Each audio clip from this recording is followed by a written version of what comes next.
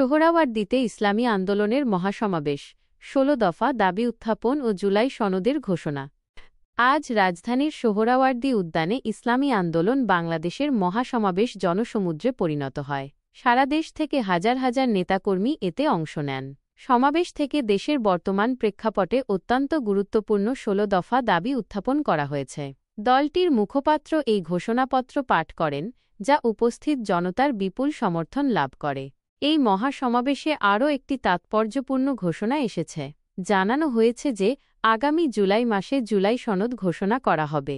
এই সনদ একটি বৈষম্যহীন ও শোষণমুক্ত বাংলাদেশ বিনির্মাণে সহায়ক হবে বলে দলের পক্ষ থেকে দাবি করা হয়েছে।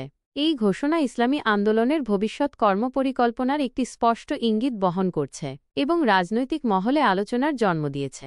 মহাসমাবেশে বক্তারা দেশের বিভিন্ন সমস্যা ও সংকটের কথা তুলে ধরেন এবং ইসলামী শাসন ব্যবস্থা প্রতিষ্ঠার মাধ্যমে এগুলোর সমাধানের উপর জোর দেন।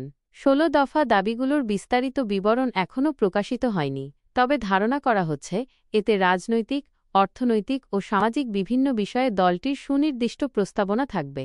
এই সমাবেশ এবং জুলাই সনদ ঘোষণার মধ্য দিয়ে ইসলামী আন্দোলন বাংলাদেশ তাদের রাজনৈতিক অবস্থান আরও সুসংহত করার চেষ্টা করছে। দেশের বর্তমান রাজনৈতিক পরিস্থিতিতে এই ধরনের একটি বৃহৎ সমাবেশ এবং নতুন সনদ ঘোষণার ইঙ্গিত নিঃসন্দেহে গুরুত্বপূর্ণ প্রভাব ফেলবে বলে ধারণা করা হচ্ছে।